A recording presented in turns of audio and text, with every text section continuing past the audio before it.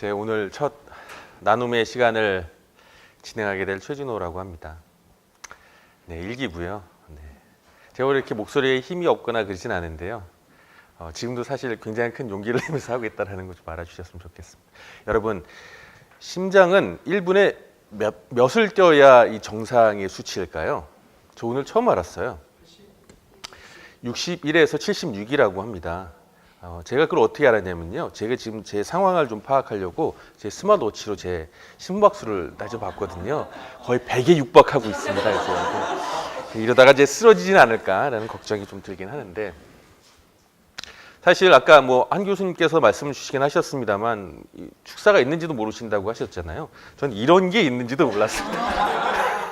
그래서 40분 동안 여러분들과 같이 좀 얘기하고 이제 각자 고민하는 것들 이제 공유할 수 있는 자리였으면 좋겠다는 생각을 하고 왔는데, 뜬금없이 카메라가 총 4대에 마이크도 채워주시고 그러셔서요. 네.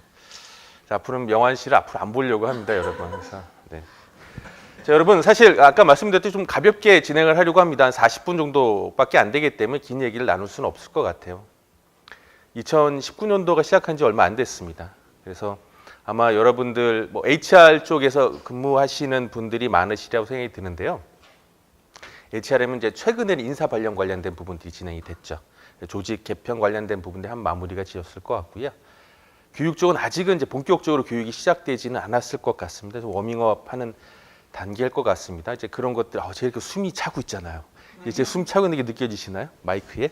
그래서 아무튼 시작을 하는 단계에서 보면 기대도 굉장히 많지만 고민도 다 많아지는 시기입니다. 그래서 오늘의 주제는 이렇게 크게 한번 살펴보려고 합니다. 이 내용이 무슨 내용인지는 사실은 좀 얘기를 좀 나눠보려고 했는데 그런 분위기는 아닐 것 같아서요. 한번 뒤에서 각자 얘기를 해보도록 하죠. 여러분, 퀴즈를 가지고 시작을 해보도록 하겠습니다. 미국에서 미국에서 세 번째로 많이 재배되는 식물이 있습니다. 자, 여기서 가장 중요한 힌트는요, 곡물이 아닙니다. 식물입니다. 세 번째로 가장 많이 재배되는 식물은 과연 뭘까요? 그렇진 않을 겁니다. 그랬으면 이제 곡물이라고 말씀을 드렸겠죠. 네. 네? 네? 잔디. 네. 그렇게 처음에 맞히시면 재미가 없는 거죠. 자, 여러분, 미국에 가장 많이 재배되는 거 여러분 잘 아시는 것처럼 옥수수입니다. 네, 그 다음에 두 번째는 뭘까요? 아닙니다. 콩입니다. 네, 그 다음으로 곡물 순위로 세 번째는 이제 밀이죠. 근데 식물 수준으로 보면 세 번째가 잔디입니다. 놀랍지 않습니까? 여러분들 잔디의 유래를 혹시 아시나요? 잔디가 언제서부터 시작됐을 거라 생각되십니까? 네. 잔디는 중세시대에서부터 시작이 됐어요. 언제서부터는 중세시대의 성주들이나 또는 왕족들의 저택 또는 왕궁 안에 정원 속에 이제 깔리기 시작하면서 잔디가 시작이 된 거죠. 근데 느닷없이 왜 중세시대의 성주나 왕궁의 정원에 잔디가 깔리기 시작을 했을까요? 그건 잔디가 가지고 있는 특성을 한번 생각해 보시면 짐작이 되실 거라 판단이 됩니다. 잔디는요, 요즘에는 이제 잔디 깎기 기계 같은 것들 나오고 농약 같은 거 좀 뿌릴 수가 있으니까 좀 나아지긴 하겠지만, 옛날의 기준으로 본다라고 하면 잔디만큼 손이 많이 가는 식물이 없습니다. 좀만 지나면 금방 자라고요. 물 안 뿌려주면 금방 죽어버리게 되죠. 그렇게 많은 노력들이 들어가는데도 불구하고 여러분이 잘 아시는 것처럼 아무런 곡식을 생산해내지 못합니다. 결국 그들이 얼마나 부유하고 그들이 얼마나 여유가 많으며 돈이 많은지를 상징하는 것이 잔디였던 겁니다. 난 이만큼도 아무런 의미 없는 식물들을 키우는데 나의 인력과 자본을 투자해도 난 괜찮아 라고 하는 것들. 실제로 망해가는 귀족들을 판단할 때 있어서 다른 것보다 그 정원의 잔디의 수준을 보면 바로 파악을 할 수 있었다고 합니다. 제가 왜 이 얘기를 끝냈을까요? 아까도 잠깐 제 이력을 보셨는지 모르겠지만, 전 개인적으로 제가 HR 관련된 부분에 전문 지식이 많이 있다고 생각하지는 않습니다. 근데 다만 후회가 되는 부분도 없잖아 있지만 HR에 대한 열정은 좀 굉장히 좀 과했던 것 같아요. 정말 좋아했었던 것 같고요. 그래서 그런 좋아했던 제 열정이 삐뚤어지게 나타낸 것이 또 그에 못지않게 나타낸 제 이력입니다. 이직의 경력들이거든요. 툭하면 이제 신경질 나서 그만 때려치고 뭐 이런 부분들이 없지 않아 있었습니다. 그렇게 된 가장 큰 배경 중에 하나는 제가 가지고 있는 열정, 제가 생각하는 HR이라고 하는 것들이 우리 사회에서 또는 조직 내에서 어떤 기여를 할 수 있을까? 기여를 할 수 있다라고 하는 믿음, 뭐 이런 것들이 사실 번번이 어떤 장벽이 부닥쳤던 것 같아요. 그래서 문득 이 잔디와 관련된 유래를 봤을 때, 우리가 HR이라고 하는 펑션에서 지금 사회적 위상이라고 하는 부분들이 있다라면 잔디에 좀 비유가 되지 않을까라는 생각을 했던 겁니다. 여러분들 경영진 중에서 또는 사회에서 또는 뭐 아무튼 학계에서 HR이라고 하는 분야를 허투루 보는 사람은 아무도 없을 것 같아요. 얼마 전에까지 아마 많은 기업에서 신년사를 통해서 대표이사님께서 한 해의 방향이라고 하는 부분들을 이제 말씀을 주셨던 시간이 분명히 있으셨을 텐데요. 저 역시도 매번 그랬습니다. 매년 사장님께서 연단에 올라오셔서 우리 중점 전략 과제와 관련된 부분을 얘기하실 때 단 한 번도 빠지지 않았던 것이 육성이라고 하는 부분들이었던 거죠. 그때마다 저는 어땠냐면 가슴이 뛰었죠. 지금처럼 뛰었습니다. 그래서 뭔가 해낼 수 있을 것 같다는 생각, 오늘은 분명히 올해는 뭔가 좀 다를 것 같다는 기대를 했는데 여지없이 무너졌죠. 계륵하고 잔디하고 좀 되게 비슷한 것 같아요. 누구나 강조를 하긴 하고 많은 인력들과 자본들이 투입되죠. 그잖아요. 우리 HR이나 HRM 같은 관련해서는요, 사실은 비용 부서잖아요. 엄청난 비용들이 투여가 된단 말이죠. 그런데 결실이라고 하는 것들에 대해서 뭐 ROI 개념이 뭐 좀 HRD에 도입이 되다가도 사실 지금도 사실 좀 약간 빛이 발해 있는 것도 마찬가지지만 명확한 결실이라고 하는 것들을 이제 도출해 낸다는 것이 쉽지 않은 거죠. 그래서 아무튼 저는 왜 우리가 HR이라는 것들에 대해서 이런 상황이 됐는지 저만 그렇게 생각하는지는 모르겠습니다만 오늘 이 시간 동안 한번 생각해 볼 수 있는 기회가 됐으면 좋겠다라는 생각으로 앞에 있는 주제와 이 얘기를 가지고 시작을 해보게 됐습니다. 여기서 HRM 담당하시는 분도 계시나요? HRD 다 담당하시는 건가요? 아까 마케팅도 하신다고 하셨고요. 네. HRM이 혹시 뭔지는 모르셔서 그러시는 건 아니시죠? 네. 저는 이제 사실 HRM에서 시작을 했었습니다. 그래서 HRM이 한 전반 정도 했었고, 그 다음에 HRD를 좀 맡아 진행을 했었고요. 그래서 사실 이 두 가지의 부분이 직무적인 부분에서 아마 여기 계신 분들이 그걸 몰라서 나한테 물어보는 거니 이렇게 생각하실 거예요. 근데 사실 목적이라는 부분에서 좀 다를 수 있을 것 같아요. 그 목적이라고 하는 부분들을 가장 잘 설명한 것이 이 코끼리와 기수의 내용들입니다. 여기 보시면 세 개의 객체가 보이시죠? 하나는 코끼리, 하나는 기수, 하나는 코끼리 타고 있는 뭐 아무튼 사람입니다. 자, 이것들이 상징하고 있는 것들이 무엇인지 한번 대충 생각해 보실 수 있으세요? 어떤 게 HRM이고 어떤 게 HRD일까요?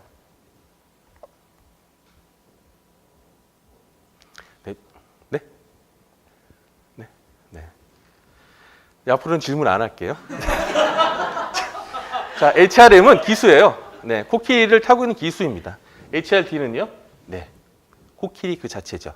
우리 코끼리 등에 타고 있는 건 아마 조직이나 구성원들이 될 것 같습니다. 왜 HRM을 기수에 빗대했을까요?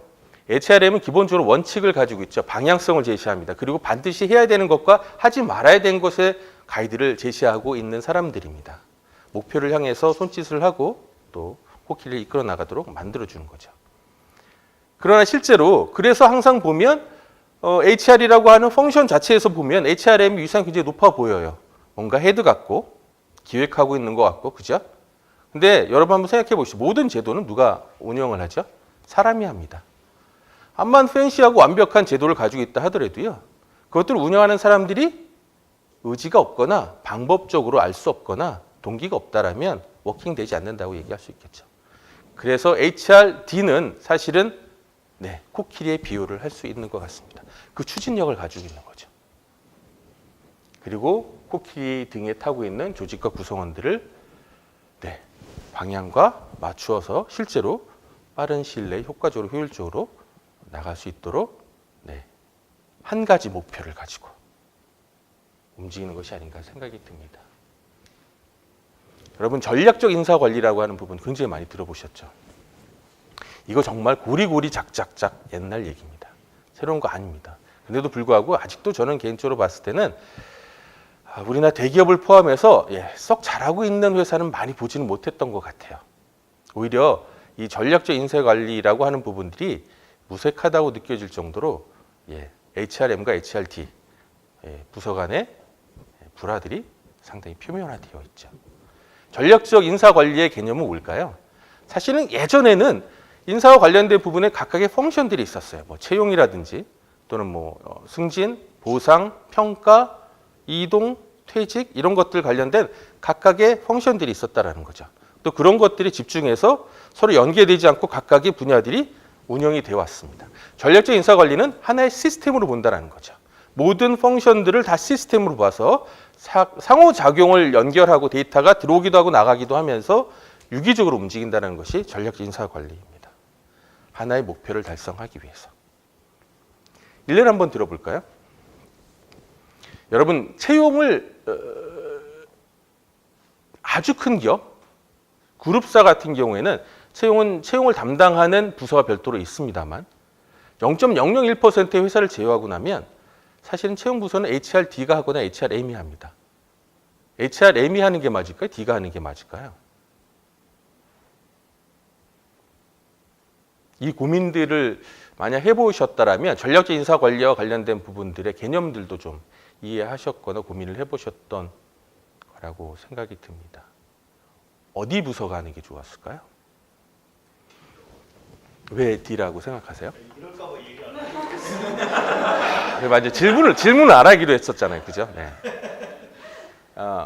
왜 HRD가 사실은 채용하는데 조금 더 좋냐라면 여러분 여기도 보시면 우수한 직원과 이제 평가 들어와서 이제 업무들을 수행하면서 평가가 이루어지고 우수 직원과 B플레이어 그다음에 저성과자라고 하는 부분이 분류가 됐잖아요. 그러면 교육할 때 가장 기본적인 게 뭐죠? 우수한 사람들의 인자, 핵심 역량 관련된 부분들, 베스트 프랙티스를 뽑아내는 거죠. 네, 각 직무별로 특성들을 뽑아내서 그것들을 중간 B플레이어들에게 육성을 하는데 사용하게 됩니다. 거꾸로 이건 채용하는 단계까지 가야 되죠. 왜냐고요? 예를 들어 인사 담당자를 뽑는다라면 인사 담당자의 가장 적합한 핵심 역량들이 무엇인지를 규명해야 되는 거고요. 그와 관련된 기준들을 가지고 사람을 뽑아야 되니까요. 그렇다면 사실은 HRM보다는 HRD가 훨씬 더 해당되는 부분들의 내용들을 잘 알고 있을 가능성이 있을까요? 네, 실제로는 그렇습니다. 저는 근무를 하면서 HRM에서 채용을 해본 적도 있었고 HRD에서 채용을 해본 적도 있었습니다만 감히 제 생각에는 HRD에서 채용을 했을 때 훨씬 더 좋은 결과들이 나왔던 것 같습니다. 근데 여러분 이게 제대로 잘 돌아가고 있는 것 같으세요? 저는 그게 아니라고 보는데요. 단편적인 예시를 하나만 드려봐 드릴게요. 여러분 채용 시장이 셀러 마켓이라고 생각되십니까? 바이어 마켓이라고 생각되십니까? 채용 시장이요. 네? 바이어 마켓이요. 그렇죠. 라고 생각하겠지만 셀러 마켓입니다. 왜 그럴까요? 분명히 구직자들은 끊임없이 난 채용이 안 된다라고 얘기하고 있는데요. 채용 담당자 입장에서 보면 정말 채용하기 더럽게 힘들다라는 얘기들을 하죠. 제가 말이 좀 약간 거칠 대로 좀 이해를 해 주십시오. 그게 왜 그러냐면요. A라는 직원을 뽑았어요. A라는 직원이 뽑히면 뽑아서 합격자 명단을 발송하고 난 다음에 대기업 얘기입니다. 이거 중소기업 얘기가 아니에요. 대기업인데 뽑아놓고 합격자 명단을 발표하면요. 들어오는 사람이 몇 명 정도 되실 것 같으세요? 퍼센티지가 70, 60%, 안 될 때 60%까지 떨어집니다. 왜 그럴까요? A라는 뽑은 사람이요. B라는, D라는, C라는, E라는 여러 가지 회사에 다 복수 합격을 했다라는 겁니다. 근데 이게 너무 당연한 거 아니야? 우리 뛰어난 사람들, 우리가 보는 눈들은 이렇게 일반적이지 않아라고 얘기를 하실 수 있겠지만 저는 그것만 봐도 우리의 인사와 관련된 부분에 전략적 인사 관리가 제대로 되고 있지 않다라고 판단하고 있거든요. 그건 바로 뭐냐면 같은 업종이라 할지라도 그 업종의 그 회사의 지위라든지 환경이라든지 여러 가지 요인들을 봤을 때 필요하다고 생각할 수 있는 핵심 역량이라든지 또는 그 회사가 가지고 있는 공통 역량과 관련된 부분들, 코어 역량과 관련된 가치와 관련된 부분들이 다 상이한데 어쩜 이렇게 한결같이 다 똑같은 사람들을 뽑게 되고 있는 걸까요? 심지어 큰 회사 같은 경우에는 각각의 직무들의 성격이 다 달라서요. 뽑혀야 되는 사람이 다른데도요. 네.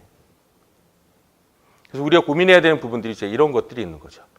앞서서 뭐 잔디와 관련된 부분들 얘기를 해드렸습니다만 잔디와 관련된 부분이 우리가 굉장히 많은 것들을 투여하고 노력을 하는데도 불구하고 결실이라고 하는 부분들에서 퀘스천을 가지고 있고 우리 스스로도 퀘스천을 가지고 있고 또 우리 주변에 우리를 쳐다보고 있는 사람들 최고 경영진마저도 사실은 퀘스천 마크를 가지고 있다는 측면에서 보면 이런 고민들을 아니할 수 없다라는 생각이 제가 들은 것 같습니다.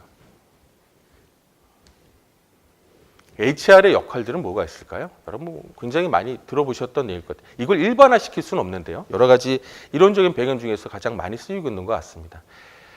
HR의 역할 관련된 부분에서는 스트래티지 파트너 또는 퍼포먼스 컨설턴트 또는 체인지 에이전트 이 세 가지 꼭지를 많이들 얘기합니다. 여러분도 한번 곰곰이 생각해 보셨으면 좋겠어요. HR을 담당하는 사람 입장에서 우리가 과연 스트래티지 파트너 역할을 하고 있을까라는 고민들이에요. 파트너입니다, 여러분. 종속되어 있는 것이 아니에요. 우리가 흔히 말해서 주요 부서들과 같이 어깨를 나란히 하면서 그들과 함께 파트너십을 가지고 전략들을 수행해 나가는 파트너 역할을 하고 있다고 여러분 생각하시나요? 이 얘기를 하면 아무도 동의를 안 하세요. 그죠? 네. 우리는 아무도 필요 없잖아. 뭐 이런 거죠. 우리가 안 와도 우리가 왔는지 안 왔는지 아무도 몰라. 뭐 이런 분위기잖아요. 이런 고민들을 좀 해보실 필요가 있지 않을까요? 퍼포먼스 컨설턴트. 이 얘기도 굉장히 부담스럽습니다. 그죠? 성과를 만들어내는 컨설턴트예요. 컨설턴트의 뜻은 뭘까요? 컨설팅이 다른 어떤 차별이 있을까요? 뭐 멘토링이나 코칭 관련된 부분하고 어떤 차이가 있을까요? 카운셀링하고 어떤 차이가 있을까요? 컨설팅은 기본적으로 보면 정답을 제시하는 부분들입니다. 그죠? 정답을 관련해서 조언을 해주는 사람입니다. 여러분들이 이제 그런 역할들을 수행하고 있는지 어떠한 조직 구성원들이 퍼포먼스라는 것들을 창출하기 위해서 여러 가지 노력을 하는데 우리가 그것들을 지원해주고 실제로 퍼포먼스를 내고 있는지 낼 수 있도록 여러 가지 방법들을 제시하고 도움을 주고 있는지라고 하는 부분들을 보면 막 머리가 복잡해질 수밖에 없는 거죠. 체인지 에이전트 관련된 부분 뒤에서 문화 얘기가 나오니까 그때 좀 자세하게 다루도록 하겠습니다. 여러분 사업기획 다 끝나셨죠, 그죠? 전 이것만 봐도 우리가 분명히 뭔가 잘못됐다는 얘기를 합니다. 왜요? HR 부서와 관련된 부분들은요 고유의 목표를 가질 수가 없어요. 그렇게 생각 안 하십니까? 물론 뭐 이렇게 생각하실 수 있습니다. 교육 자체가 가지고 있는 숭고한 의미가 있어요. 그죠? 교육을 하는 것만으로도 우리에게 뭔가 삶의 목적을 가질 수 있는 건 있어요. 좀 조직이라고 하거나 또는 영리법인 개념으로 봤을 때는 기업 교육 관련된 부분들이 목적화될 수는 없는 거죠. 도구가 될 수밖에 없습니다. 그렇다는 측면에서 본다라고 하면 여러분 HR 부서의 사업 계획은 지금 벌써 끝나 있으면 안 됩니다. 여러분들 동일하게 영업부서와 마케팅부서와 경영부서와 전략부서와 재무부서와 영업부서와 생산부서와 제조부서와 함께 동시에 사업계획을 짜셨잖아요. 그 얘기는 무슨 얘기냐면요. 다른 부서가 어떤 사업계획을 짜고 있는지 어떤 전략적 목표를 가지고 있는지 여러분들이 모르고 있다는 얘기입니다. 이게 맞는 걸까요? 아까 제가 말씀드렸잖아요. 스트래티지 파트너와 관련된 부분을 하려고 하면 우리가 지원하고 협조하고 아무튼 함께 나가려고 하는 부서에 올해의 전략적 목표와 전략적 과제들을 알고 있어야만 했다는 겁니다. 동의하시나요? 그것들을 배제한 상태에서 올해에는 직원들에게 100시간의 교육을 시키겠다. 올해에는 직원들에게 리더십을 더욱더 강화하겠다. 올해에는 직원들에게 영업 관련된 스킬들을 더욱 강화해서 교육을 시키겠다라고 하는 것 자체가 코미디가 되어버리는 거죠. 여기 보시는 게 이제 가장 대표적인 BSC죠. 예, BSC죠. 사실은 우리 HRT 또는 HRM에 관련된 팀 목표는 이제 여기 하위 단계에 해당되는 부분이죠. 실질적으로 아까 전에 제가 전략 인사 관리에 관련된 부분 말씀드렸잖아요. 그게 다 유기적으로 관계가 되어 있는 것들이거든요. 다른 부서에서 어떤 목표들을 가지고 있는지를 올해의 사실은 HR 전략 목표에 반영을 해야 되는 거죠. 또 그 해당되는 부서들과 끊임없이 노력을 해야 된다는 겁니다. 별로 마음이 안 와닿으시면 제가 한 가지 또 사례를 말씀드려 볼게요. 최근에 가장 또 핫한 이슈 중에 하나가 그거예요. 브랜드 개성이라고 하는 부분이죠. 혹시 맞나요? 네, 브랜드 개성이요. 이 브랜드 개성이 혹시 뭔지 아세요? 네. 네, 또 이상한 얘기 할 뻔했어요. 아무튼 브랜드 개성이 뭐냐, 퍼스널리티예요. 그래서 브랜드이지만 사람과 똑같은 어떤 성격을 가지고 있다라는 겁니다. 네. 의인화시킨다라는 개념이 좀 강해요. 그래서 뭐 미쉐린 타이어 같은 경우 보면 이상하게 올록볼록한 애 있잖아요. 이제 그런 것처럼 브랜드를 어떤 의인화한다라는 개념이 좀 강한 거고요. 그런 브랜드가 각각의 특성, 사람과 같은 특성들을 가지고 있다는 겁니다. 이제 그것들을 가지고 있는 것들 여러 가지를 볼 수 있어. 성실함이라든지 또는 뭐 강인함이라든지 흥미라든지 또는 뭐 매력도라든지 이런 여러 가지들이 있어요. 이런 걸 가지고 개성을 가지는데 그 개성이 잘 발현이 되면 브랜드의 신뢰도가 높아지거나 브랜드의 감성이 높아진다고 하고요. 그 두 가지가 높아지면 브랜드의 로열티가 올라간다고 합니다. 그래서 사실은 브랜드의 개성이라고 하는 부분이 굉장히 강조가 되는데요. 이 얘기를 왜 하냐면요. 그럼 마케팅 관련된 부분에서 우리가 이번에 우리 회사의 브랜드의 개성을 이렇게 잡아가겠어라고 전략적 과제를 잡았다고 생각을 한번 해보시죠. 그럼 HRD에서 뭘 할 수 있을까요? 근데 HRD에서 엄청난 역할을 해야 돼요. 그 이유는 뭐냐면요. 한 회사의 브랜드의 개성이 회사와 내재된 게 일치가 되지 않잖아요. 온라인 되지 않잖아요. 사람들이 고객들이 어떻게 느끼냐면요. 가짜라고 느껴요. 그래서 반드시 브랜드의 개성이라고 하는 것들이 정립이 되면 그게 내재화돼야 되는 것이 굉장히 중요한 과제입니다. 그리고 그 역할은 마케팅 부서가 아닙니다. 여기 계시는 HRD 담당 또는 HRM에서 그와 관련된 부분들의 기준점들을 만들어내기 시작해야 되는 거죠. 이제 조금 왜 우리가 사업계획과 관련된 부분에서 지금서부터 준비를 해야 되는지. 사실 저는 뭐 기회가 되면 윗분들이 사실 그 얘기를 많이 드렸어요. 사장님한테 이제 찾아뵙고 지금 짜는 건 정말 의미가 없다. 또는 정 안 그러시면 나중에 또 한 번 더 보고를 드리긴 했었습니다만 사실 크게 관심이 없으셨다라는 게 제 마음이 아픈 거죠. 네. 자, 여러분 인사 관련된 정책에서 정답이 있을까요? 여러분 정답이 있다고 생각하십니까? 네, 계속 저는 왜 여러분 대답을 안 할 거를 알면서도 계속 이 질문을 하는 걸까요? 인사와 관련된 부분에서 정답이 있다라고 생각하시는 분이 아마 제가 보기에는 대부분이실 것 같아요. 왜냐하면요, 여러분 우리 주변에 인사 전문가가 몇 퍼센트 정도라고 생각하세요? 조직 구성원 비율로 봤을 때 99%는 되는 것 같아요. 왜냐하면 어떠한 인사 제도들이요, 갓 들어온 신입사원마저도요, 평가와 관련된 부분에서 어떻게 생각하냐라고 이제 질문을 하기 시작하면 뭐 한 2시간은 떠들어요. 모든 사람들이 다 다른 또 각자의 인사 제도와 관련된 부분 철학들을 다 가지고 있습니다. 그들은 스스로를 아마 전문가라고 얘기를 할 겁니다. 그럼 과연 그분들이 전문가일까요? 우리는 한번 그 부분에 대해서 고민을 해봐야 돼요. 그분들을 전문가라고 생각을 한다라고 하면 조금 제가 폄하하려고 하는 게 아니라 우리 스스로도 전문가일까라는 고민들을 해볼 단계까지 가야 된다고 생각이 드는 거거든요. 인사는 정답이 없어요. 여러분 도요타라는 회사가 있지 않습니까? 도요타라는 회사에 여러분들이 도요타에 굉장히 많은 혁신적인 프로세스들이 있죠. 뭐 대표적인 게 TPS 관련된 부분도 간반 시스템 관련된 가이센이라든지 또 뭐가 있을까요? 저스트 인 타임 같은 것들이 있죠. 굉장히 많은 그 혁신적인 프로그램들이 있는데 그것 관련돼서 여러분들이 방문해가지고 한번 배워보겠습니다라고 이제 관련된 문서 보내고 하면요, 올까요, 안 올까요? 네, 두 손 번쩍 들고 여러분들 환영을 합니다. 네. 그래서 한때는 우리나라의 대기업들은 다 가봤어요. 모두 다. 근데 여러분 상상을 해보세요. 그 회사가 지금까지 성장할 수 있었던 여러 가지 요인들 중에서 가장 핵심적인 거라고 자기네들이 얘기를 하고 있는데 그 핵심적인 거라고 하는 것들을 요즘에 중국하고 미국하고 싸우는 지적재산권 관련된 부분에 똑같은 거잖아요. 함부로 여러분들 알려주는 게 상식이 맞나요? 안 맞잖아요. 근데 왜 그들은 정말 자기 속내 모든 것들을 다 가르쳐줘요. 모든 그동안에 이제 여러 가지 경험들을 통해서 습득하게 된 노하우까지 다 꺼내놓는단 말이죠. 그것 다 굉장히 환대를 하면서. 왜 그런 일들을 할까요? 그들이 가지고 있는 선의가하고는 전혀 관계가 없습니다.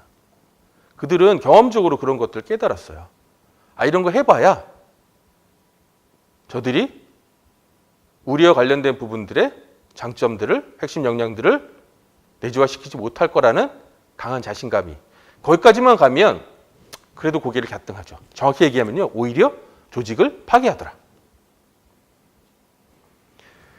그 도요타가 만들었던 그 수많은 것들이, 시행착오를 겪으면서 문화화했던 것들이 단순히 어떠한 제도화돼서 한 기업에 새롭게 도입이 된다고 해서 그게 워킹되지가 않아요. 나중에 또 문화 관련된 얘기를 다시 하겠지만 실제로 워킹이 안 되고 오히려 되려 조직 내 갈등들이 발생을 합니다. 제가 이름을 정확히 기억하지 못하는데요. 혹시 아시는 분 있으면 말씀 주세요. 일본에 굉장히 유명한 백화점이 있습니다. 이 백화점은 혁신이라고 봐야 되나요? 아무튼 그 영업과 관련된 분의 노하우들이 굉장히 뛰어났어요. 그래서 그 경쟁 회사, 그러니까 그 백화점은 미국에서도 유럽에서도 벤치마킹 올 정도로 굉장히 유명한 백화점입니다. 그래서 일본 내 경쟁 백화점이 우리도 한번 이렇게 해서 성공을 해봐야겠다고 생각해서 무슨 짓을 했냐면 거기 있는 사람들 몽땅 다 엄청난 페이를 주고 다 끌고 왔어요. 핵심 멤버들을요. 그 회사가 잘 됐을까요? 파산 직전까지 가버렸어요. 실질적으로 어떠한 제도와 관련된 부분들이 그렇게 쉽게 전이되는 부분들은 아니다라고 얘기를 할 수 있는 거죠. 그게 무슨 얘기냐면 인사에는 정답이 없다라는 겁니다. 인사의 정답이라고 얘기할 수 있는 것들이 뭐가 있을까요? 우리 다 항상 그렇잖아요. 우리 뭐 하죠 이번에? 이번에 무슨 제도 만들어야 돼요? 우리 이번에 무슨 프로그램 할 거예요? 이제 이번에 리더십 무슨 교육할까요? 뭐 이런 고민들 하잖아요. 그죠? 그럼 마치 우리가 정답이라고 생각하는 것들이 무엇인지를 찾고 있다라는 느낌이 드는 것 같지 않습니까? 여러분 컨설팅 하게 되면요. 저는 아직도 여전히 이해가 안 돼요. 저는 타사 사례 별로 중요하지 않다고 생각합니다. 물론 타사 사례와 관련되면 중요해요. 어떤 측면에서요? 인터벤션, 방법론적인 측면에서 보면 다양성을 제공하기 때문에요. 또는 문제의 원인이라는 걸 찾아서 그것들을 해결할 수 있는 가장 최적의 인터벤션이 무엇일까라고 했을 때 여러 가지 선택지를 준다는 측면에서는 의미가 있지만 사실 타사의 벤치마킹 관련된 부분들이라든지 또는 타사와의 비교와 관련된 부분은 저는 개인적으로 아무 의미 없다고 생각합니다. 오히려 그것들이 회사를 망가뜨릴 가능성이 굉장히 높아요. 왜냐하면 우리 회사에 무엇이 중요하고 우리 회사가 지금 스테이터스가 어떤 상황인지를 규명해야 되는데 자꾸만 다른 회사와만 비교를 하는 거예요. 그 뒤에서 보면 좀 더 설명을 드릴게요. 보편타당이라는 것이 있다고 생각하는 거죠. 우리 인사제도는 이래야만 해. 우리 교육 프로그램 관련된 이래야만 해. 교육을 전달하는 방식과 방법은 이래야만 해. 라고 하는 것들이요. 근데 실제로는 보면 인사와 관련된 부분에서는 해답이 있다는 거죠. 여러 가지 상황들에 맞는.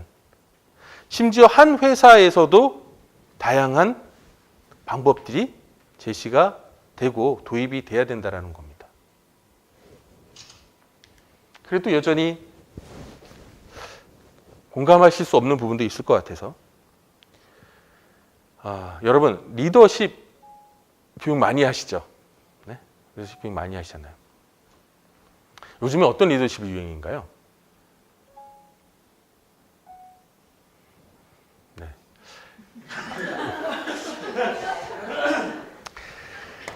힘들다. 저기 리더십 정말 많아요, 그죠? 뭐 한 몇 년 전까지는 이순신 리더십 엄청나게 유행이었어요. 세종대왕 리더십 엄청나게 유행이었어요. 그죠? 뭐 서번트 리더십도 엄청나게 유행이었고, 최근에는 제가 제일 좋아하는 리더십 유형 중에 하나는 이거예요. 퍼실리테이팅 리더십 또는 뭐 비하인드 리더십 뭐 이런 것들이죠. 네. 이거 사실 퍼실리테이팅 리더십은 일반화하기는 상당히 좋은 거라고 생각해요. 만약 뭐 내가 뭘 어떻게 우리 회사에 가장 맞을까라고 생각 고민을 해야 되는 상황이 된다라면 그나마 좀 괜찮다라고 생각하는 게 퍼실리테이팅 리더십이나 오픈 리더십 관련된 부분들일 것 같은데, 자 여러분 이게 바로 우리의 현실이라는 거죠. 여러분 이런 얘기 들어보셨어요? 코시브 스타일이라고 하는 겁니다. 코시브 스타일은 말로 이제 우리나라 표현하면 강압적인 스타일이에요. 네, 갈구는 스타일. 근데 이게 굉장히 중요한 유형 중에 하나입니다. 바람직한 리더십 유형 중에 하나입니다. 저는 여러 가지 리더십 관련된 부분들의 아무튼 경험들을 해보거나 아니면 접할 기회가 있었는데요. 전 지금까지도 이 이론에 관련된 부분에서는 조금 맹신하는 경향이 있습니다. 이게 IBM에서 처음 만든 것 같지는 않아요. 제가 알기로 IBM 이전에 무슨 글로벌 컨설팅 회사가 있었을 거예요. 근데 어쨌든 제가 본 자료는 IBM 컨설팅 회사의 자료였고요. 6가지의 분류를 만들어냈는데 그게 상황별로 다 다르다는 거예요. 이 강압적인 리더십이 언제 필요할까요?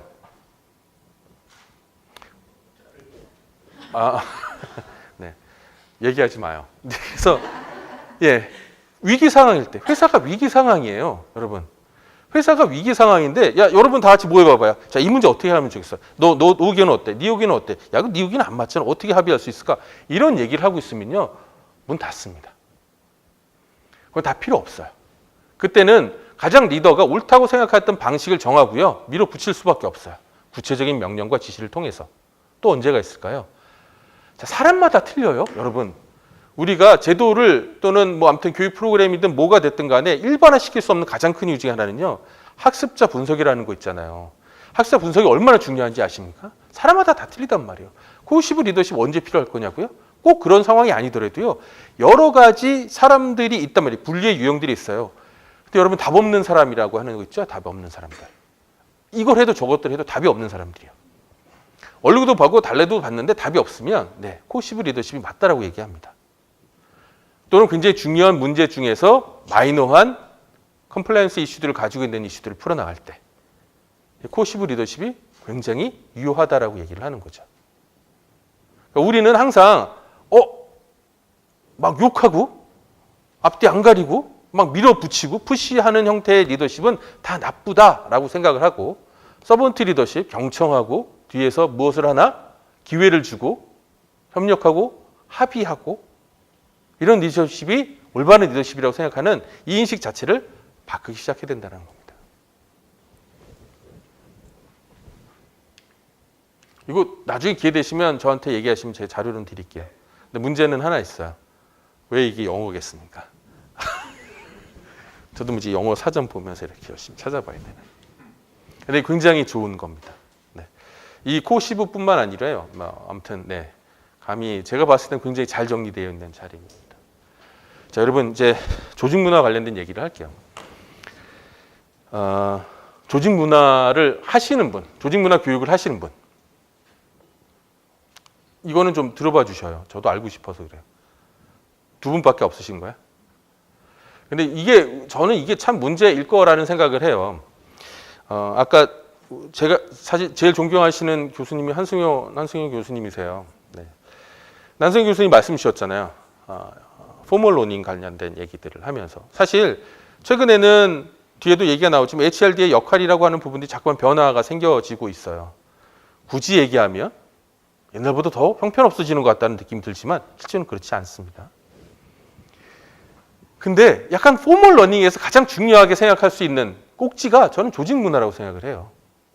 여러분들은 포멀 러닝이라고 하는 부분이 직무 교육이라든지 계층별 교육이라든지 리더십 교육이라고 생각하십니까? 저는 조직 문화가 진정한 포멀 교육의 한 꼭지가 될 수 있다고 생각을 합니다. 물론 그걸 전달하는 방식이 또 달라질 수 있겠죠. 하지만 조직 문화만큼 중요한 게 없다라고 말씀드릴 수 있는 건 뭐냐면요, 조직 문화가 굉장히 많은 것과 연계되어 있기 때문에 그렇습니다. 여러분, 저 기회가 됐을 때 몇몇 회사들 또는 제가 몸을 담고 있었던 회사의 최고 경영진들을 만나서 보통 이제 인터뷰를 하죠. 그러면 제가 이렇게 여쭙습니다. 사장님이 생각하는 바람직한 이 우리 회사의, 우리 조직의 조직 문화 유형은 어떻습니까? 라고 얘기를 물어봅니다. 어떤 대답을 제가 들을까요? 한 8, 90% 듣는 대답입니다. 가족 같은 회사. 그 얘기만 나오면 저는 너무 감사하죠. 이렇게 얘기를 합니다. 우리 회사는 목표를 잘 달성하고, 목표가 주어지면 끈질기게 매달려서 목표를 달성하고, 언제나 새로운 것들을 추구하며 혁신을, 창의적인 아이디어를 만들어내면서 수평적인 조직인데 명령 체계가 위에가 딱 섰으면 좋겠다, 이런 얘기를 하신단 말이에요. 그럼 제가 그 순간 무슨 생각하냐면 라고 알게 돼요. 하고 알게 되는 게 대표 이사님의 경영 원칙 또는 이념이 어떤 수준이구나라고 아는 게 아니고요, 이 회사가 가지고 있는 제도가 어떤 수준인지 알게 되는 거예요. 근데 이거 되게 심각해요. 왜냐면요, 물론 최고 경영진이 직간접적으로 회사의 이익이나 매출에 관련된 부분들에 영향을 주는 게 20% 내외라고 해요. 그럼 80%가 어쨌든 우리 몫이잖아요. 그잖아요. 회장님이나 대표이사님 좀 다른 생각을 하더라도 우리끼리 똘똘 뭉치면 80%라고 좋은 성과를 만들어낼 수 있는데 아까 얘기했다시피 제도가 다 망가져버리면 그냥 그 회사는 다 엉망이라고 보시면 되시는 거예요. 왜 아까도 얘기했다시피 잔디가 그래 죽어라. 물을 주고 약을 뿌리며 잔디를 정석을 갖고 있는데도 아무런 결실을 못 맺고 있는 이유의 한 가지 원인일 수 있다는 생각을 해보지 않으십니까? 대척점을 가지고 있어요. 이게 퀸스하고 카멜런 이론인데요. 보시면 사사빈변에서 서로 대척점을 가지고 있죠. 성과주의적 문화는 절대로 성과주의적 문화 유형이 수평적인 조직을 가질 수가 없어요. 가족 친화적일 수가 없다고요. 한번 생각해 보세요. 성과주의 문화의 특징은 뭐죠? 개인 인센티브 관련된 부분들이 잘하는 사람이 더 많이 받아가고 못하는 사람들은 퇴출될 수 있도록 만드는 거예요. 그 안에서 우리 한번 동기회를 발현해보자라고 얘기하는 게 여러분 인간적으로 말이 안 되는 얘기예요. 나중에 기회가 되면 전 대표님들한테 이 얘기는 꼭 드리고 싶어요. 굉장히 잘못된 얘기거든요. 당신은 마음이 편할지 몰라요. 하지만 그로 인해서 아까도 말씀드린 코끼리의 기술은 뭐죠? 방향을 제시하고 있잖아요. 방향을 제시하면서 코끼리 이쪽으로 몰고 가는 거랑 똑같은 얘기거든요. 불가능한 것들을 만들어 달라고 얘기를 하는 거죠. 왜 우리는 성과주의를 하는데 애들끼리 요즘 많이 이렇게 싸우고 그러는 거야? 불화가 이렇게 많아? 리더들이 잘못하고 있는 거 아니야? 이런 얘기를 하고 있으면 화가 나는 거예요, 솔직히. 그런 상황은 만들어질 수가 없거든요. 혁신적인 회사가 위계적인 것들을 만들어낼 수 있을까요? 못 만들어내요. 기본적으로 공존할 수 없는 겁니다. 자, 대신 혁신적이면서 시장적인 문화를 가질 수 있어요. 중간 부분에. 또는 거꾸로 위계적이면서 성과적인 마찬가지 이런 부분들의 공유는 가능하지만 대각선 있는 분야는 전혀 불가능하다라고 보시면 됩니다. 그럼 여러분 또 여기서 이렇게 생각하고 싶으시죠? 여기에서 우리의 바람직한 조직 문화 유형은 무엇일까? 자, 이거 고민도 한번 해보셔야 돼요. 우리 아마 지금 노이로제에 걸린 것 중에 하나가 뭘까요? 변화, 혁신. 미쳐버리겠죠? 수평적인 조직. 이것도 아주 미쳐버릴 노릇이에요. 제가 마지막 회사에서 나오기 전에 대표님하고 이제 전 직원들한테 이제 카톡으로 전체 메일을 하나 보냈어요. 근데 그 메시지를 보고 사장님 몹시 흥분하시며 좋아하시더라고요. 제가 안 나왔으면 좋겠다고 생각을 하시더라고요. 근데 마음이 떠났으니까 어쩔 수 없죠. 근데 그게 뭐였냐면요. 우한형제와 넷플릭스의 주요 행동 강령 관련된 부분이었습니다. 여러분 넷플릭스의 유명한 행동 강령 중에 하나가 뭘까요?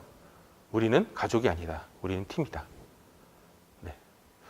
우한형제에 가도 10개, 10개명이 있는데 10개명 중에 하나가 우리는 가족이 아니다. 이게 무슨 얘기야? 요즘에 다 수평적인 조직을 만들고 가족 같은 회사를 만들려고 얘기를 하는데 이게 지금 우리가 가지고 있는 문제점인 거죠. 변화와 혁신도 마찬가지입니다. 그러니까 뭔가 우리는 조직 문화가 당연히 혁신적이어야 돼. 우리는 성과 지향적이어야 돼. 라고 얘기를 하지만 그렇지 않아요.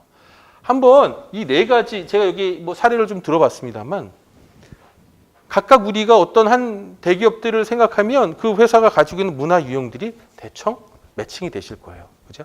삼성이 어느 쪽에 있으실 것 같으세요? 당연히 성과일 것 같지 않으세요? 성과와 혁신? 그죠? 성과와 혁신 쪽에 있죠. LG는 어디에 있을까요? 혁신과 인화. 그죠? 느낌 좀 오시나요? 유한 킴벌리는 어디 있을까요? 역시 친화적인 조직에 유형이 가 있겠죠. 그러면 성과 지향적인 문화가 훨씬 좋은 건데 무슨 뜬금없이 수평적인 조직을 얘기하는 조직 문화를 만들어야 돼. 유한 킴벌리는 정말 뭐 제가 안 들어가 봐서 안 일해봐서 제가 괜히 그 필요 없는 환상을 가지고 있는지 모르겠는데요. 저는 굉장히 훌륭한 회사라고 생각을 합니다. 실제로 대학생들이 가장 가고 싶어하는 2등 기업 중에 하나고요. 두 번째 기업이기도 하고요. 웬만한 사람 자르지 않습니다. 자르지 않아요. 아무만 일을 못해도요. 임금은요 업종 최고입니다. 아시겠지만 제조업에 계신 분들이 4교대, 3교대 하세요. 그 회사가요 그렇게 돈을 많이 쓰고 그렇게 술렁술렁 일을 하고 있는데요. 업계 최고의 매출액과 이익률을 가지고 있습니다. 전 세계에서 P&G가 킴벌리를 못 이긴 나라가 우리나라예요. 놀랍지 않습니까? 그러니까 어떠한 정답이라고 하는 것들 우리 뇌리 속에 자꾸만 만들어 놓고 나면 다 그쪽 방향으로만 가는 거예요. 근데 여러분 그러면 그럼 조직 문화를 어떻게 해야 되는데? 굉장히 유명한 얘기 하나 있죠. 에드거 샤인이라고 하는 문화 관련된 전문가이세요. 조직 문화 관련된 전문가이신데 이분이 이런 얘기를 했어요. 조직 문화는요, 여러분. 사장님이 야, 우리 앞으로 조직 문화는 성과주의 문화로 가자. 라고 해서 변할 수 있는 게 아니에요. 조직 문화는요, 바텀업이에요. 경영 이념은요, 탑다운이에요. 미션과 비전은요, 탑다운이에요. 근데 왜 문화는 바텀업일까요? 문화라고 하는 것이 기본적으로 이렇기 때문에 그래요. 내재되어 있는 거예요. 암묵적으로. 어떻게 해요? 수많은 경험들을 통해서, 수많은 성공과 실패를 통해서 우리 사회 조직 구성원들에게 머릿속에 다 각인되어 있는 거예요. 우리는 이렇게 해야만 해. 이렇게 하더니 잘 되었어. 이렇게 하더니 망했더라고. 하고 하는 것들이 내재되어 있는 것들이에요. 암묵적으로요. 그것들이 암묵적으로 다 동의가 되어 있어요. 나 그 얘기 갑자기 생각했는데 이 얘기하면 저기 3,000% 빠질 것 같아서 나중에 기회 되면 정말 얘기하고 싶은 것들이 너무 많아요. 그래서 아무튼 그런 것들이 제대로 발현이 되는 거잖아요. 네. 그래서 사실 사장님 그렇게 갔으면 좋겠어라고 얘기하기엔 굉장히 어려워요. 진단을 할 때는 항상 지금 현재의 조직 문화와 관련된 부분들을 유형을 뽑아내고요. 그것들이 성공할 수 있는 상황들과 연계가 가능하면 될 수 있도록 그것들이 이어질 수 있도록 만들어주는 게 되게 필요하겠죠. 근데 그런데도 불구하고 뭔가 우리가 정말 변화가 필요하다라고 하면 또 고민을 좀 해야겠죠. 그래서 파괴적 혁신 관련된 부분이라고 이걸 연결하시면 안 되세요. 저도 나중에 알았어요. 파괴적 혁신이 그런 거가 아니라는 걸. 아무튼 뭔 얘기를 하려고 했었던 거죠? 문화라고 하는 부분들이 굉장히 중요하다는 겁니다. 왜 문화라는 게 중요하냐면 모든 제도, 모든 교육 프로그램들이 그와 연계가 돼야 되기 때문에 그래야 돼요. 여러분들, 왜 리더십이 항상 문제를 일으킬까요? 아까 조명환 원우께서 얘기를 하셨을 때 이제 좀 있으면 평가가 하반기, 상반기 평가를 하게 될 텐데 하반기 평가를 하든 상반기 평가를 하든 평가를 한번 하고 나면 조직이 쫙 가라앉아요. 왜 이런 일이 벌어질까요? 사실 뭐 가장 기본적으로 보면 완벽한 제도란 없어요. 누구를 다 만족시킬 거 없어요. 심지어 S등급을 받는 사람도 인사제도에 불만이 많아요. 왜 S등급을 받는 사람이 왜 인사제도에 불만이 많을까요? 내가 받은 건 이해가 되는데 제가 왜 S등급이에요? 이게 불만이에요. 완벽한 제도는 없어요. 그런데요, 그 수준이 아니에요. 그 수준이 아니라 조직이 다 엉망진창이 돼버려요. 다 엉망진창이 돼버린 이유는 뭘까요? 사실 성과주의라고 하는 부분들을 만들어 놓고요. 그 성과주의 안에서 개인 성과급 제도가 만들어지고 평가가 이루어지고 뭐 상대 평가를 하게 되어 있단 말이죠. 이제 그런 것들이 이루어지고 있는데 그것들을 수행하고 있는 팀장이라든지 또는 본부장들이 어떤 생각을 하고 있냐면 자, 절대 평가를 하고 있기 때문에 그래요. 그 일이 왜 벌어진다고 생각하세요? 조직 문화에는 여전히 수평적이거나 또는 가족 친화적이거나 또 최근에 뭐 중간 관리자의 역할들에 대해서 굉장히 얘기가 많이 분분한데 굉장히 어렵다라는 생각들을 많이 하면서 난 좋은 게 좋겠어라고 생각하는 것들이 팽배했기 때문에 그래요. 그럼 그거 다 바꿔야 돼요. 어떻게 누가 바꿔요? 사장이 못 바꿔요. 리더들이 못 바꿔요. 바로 여기 계신 분들이 바꾸셔야 돼요. 그런 고민들이 사실은 사업계획이라든지 또는 교육을 설계하는 데 있어서 다 반영이 돼 있어야 된다는 거죠. 현재 스테이터스가 어떻고 우리가 가야 되는 방향이 어떻다라고 하는 것들을 뭐 예를 들어서 아까도 얘기했다시피 우리가 여기 있다가 이쪽으로 가야겠어. 위기적인 조직인데 좀 성과 지향적인 회사로 바꿔야겠어라고 하면 제도가 다 바꿔야 되는 거고 리더십도 다 바뀌어야 돼요. 혁신적인 조직에서 리더십은 어떻게 발현이 돼야 될까요? 협상 아니에요. 뭔가 뭐 예를 들어 협상하고 또 뭐 예를 들어서 귀 기울여 들고 뭐 이런 거 아니에요. 혁신적인 조직에서 리더십이 필요한 것들은요. 뭐 4차 산업 이거 아니고요. 그냥 간단히 얘기하면 혁신적인 조직의 특성들이 있을 거 아니에요. 그 요즘에 뭐 에자일이라고 하는 부분 많이 들어보셨나요? 예. 에자일이나 뭐 디자인 띵킹이라든지 이런 것들이요. 그런 것들을 하게 되면 소규모 조직들이 뭉쳤다가 헤쳤다 막 이래야 돼요. 그러면 과거에는 중간 관리자 팀장들이 이제 업무 지시를 하거나 관여를 했던 부분들인데 이 사람들이 띄워져 나와요. 띄워져 나온다고요. 할 수가 없어요. 그럼 이들이 사실은 전문가가 그 빠르게 일주일 내에 프로토타입을 만들고 또 수정을 하기 위해서는 네, 그들이 스스로 결정을 해야 되는 부분들이고 또 그 권한들이 임파먼트가 주어지게 되거든요. 그러면 관리자가 예전보다 나 완전 따로 노는 형태가 돼버려요. 이 사람들이 무슨 역할을 해야 될까요? 이 사람들이 HR 역할을 해야 돼요. 자원을 배분하는 것들 시작하고요. 업무를 배분하는 것들 시작하고요. 평가와 관련된 부분들을 어떻게 목표라고 하는 부분들을 어떻게 온라인 시킬 것이냐라고 하는 부분들을 현장 HR 담당자로서 수행을 해야 되는 거죠. 그렇게 어떻게 해요? 교육 프로그램이 바뀌어야 돼요. 그런데 우리는 똑같잖아요. 자, 요즘 왜 직원들이 이런 얘기 많이 듣잖아요.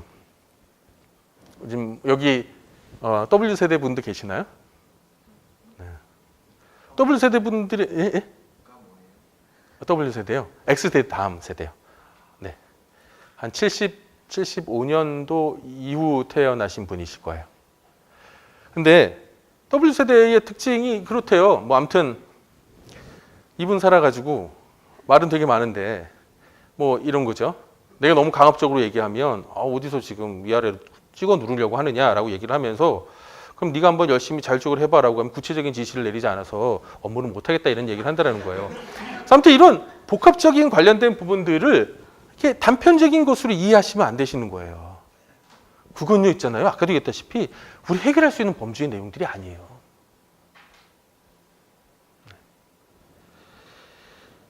뭐 이런 것도 한번 얘기를 해볼까요? 저 얼마 전에도 저기 모 분이 저한테 질문하셨어요. 그 강연을 하고 난 다음에 이제 끝나고 난 다음에 이제 그분이 오셔가지고 심각하고 저한테 잘 들었다고 얘기를 하면서 제가 얘기했던 주제는 다른 주제였는데 뜬금없이 그런데 제 고민이 하나 있습니다 얘기를 하셨어요. 사장님이 저성과자를 좀 자르라고 하는데 미쳐버리겠어요. 어떻게 자를 수가 있어요? 자를 수 없다는 거 다 아시잖아요. 이거 어떻게 하면 좋아요? 라고 얘기를 물어봤어요.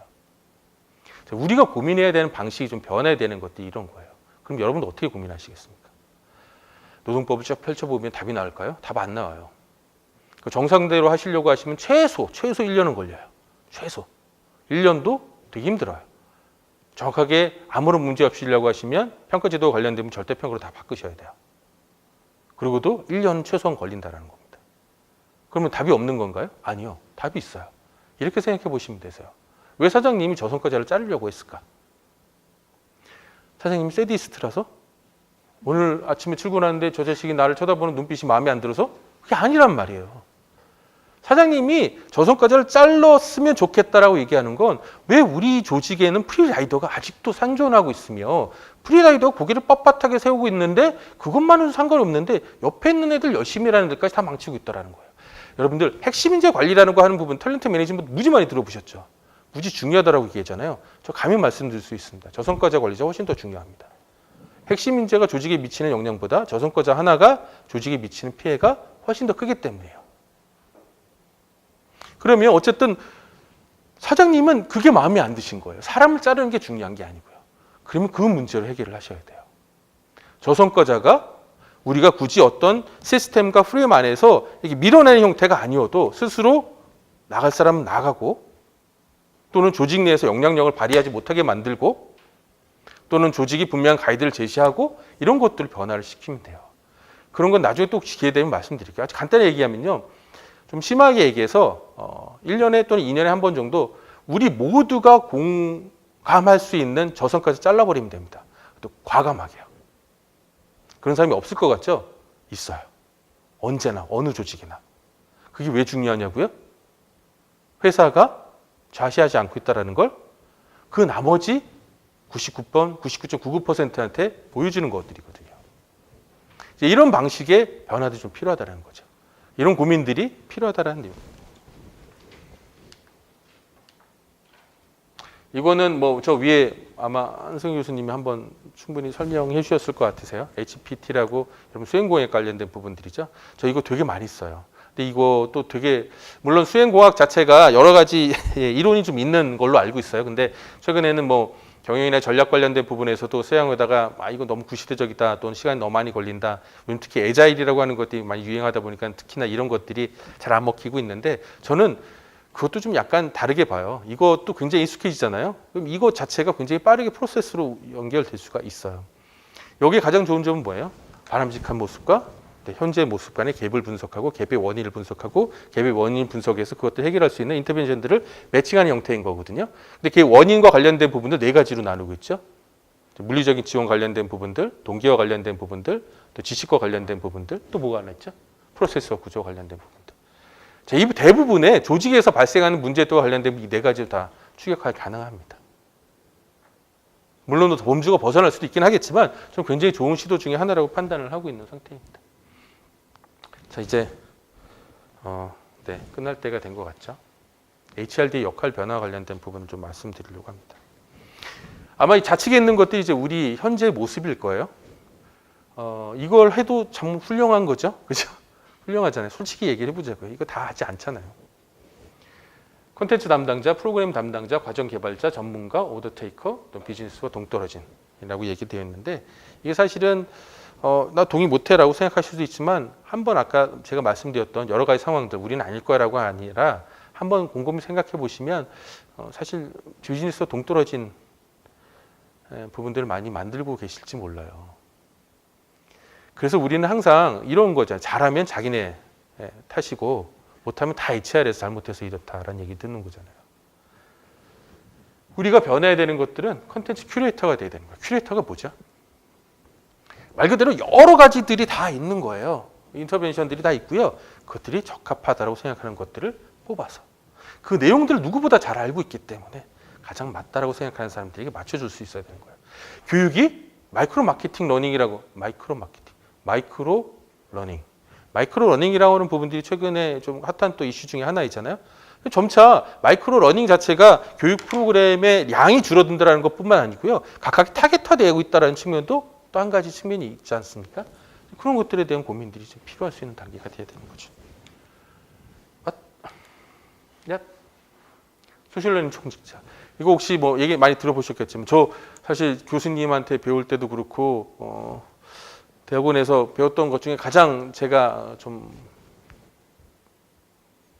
제 마음속에 쏙 들었던 것 중에 하나가 이제 러닝 트랜스퍼 관련된 부분이었거든요. 그러니까 결국 우리가 하려고 하는 것들이 그 실제적으로 현장에서 뭔가 발현이 돼야 되잖아요. 죽어라고 교육을 시켰는데 리더십 교육을 시켜서 내가 정말 이제 앞으로는 이러면 안 되겠다라고 얘기해서 돌아가자마자 이 새끼 데려다 놓고 이렇게 재떨이 던지면서 너 그딴 식으로 할 거면 나가 뭐 이렇게 하는 이 상황들을 우리가 요구하는 건 아니잖아요. 그죠? 그러니까 러닝 트랜스퍼 관련된 부분들을 얘기를 할 때 항상 얘기하는 게 70, 20, 10 뭐 이런 얘기 많이 하잖아요. 이거 뭐 지금 나오는 얘기지만 다 옛날 얘기들이 마찬가지잖아요. 그래서 실질적으로 온더잡 트레이닝 관련된 부분들, 그러니까 실제 현장에서 학습하는 것이 70%고 또 사람들 간의 어떤 상호작용을 통해서 얻어지는 게 20%고 포멀하게 우리가 이제 강의실에서 강의를 하는 게 10%밖에 안 된다는 거. 그거 관련된 이제 러닝 트랜스퍼 얘기 나올 때 소셜 러닝 관련된 게 많이 있죠. 20%. 흔히 말해서 뭐 COP 관련된 부분들이죠. 그죠? 뭐 코칭 또는 멘토링 뭐 이런 것들이 다 그 안에 들어가겠죠. 이런 것들 관련된 소셜 러닝 촉진자가 또 돼야 되는 부분들이 있겠죠. 학습 현실과 관련된 이것도 되게 중요한 부분인 것 같아요. 학습하는 방식의 변화들이 굉장히 많이 변하고 있어요. 정말로요. 엄청나게 많이 변하고 있단 말이죠. 아까 애자일이라고 하는 부분들 혹시 도입하시나요? 저는 뭐 꼭 다 도입해야 된다고 생각하진 않아요. 하지만 분명히 한 조직 내에서는 분명히 애자일이라고 하는 학습 방식이나 애자일이라고 하는 프로세스가 필요한 조직이 분명히 있을 거라고 생각이 듭니다.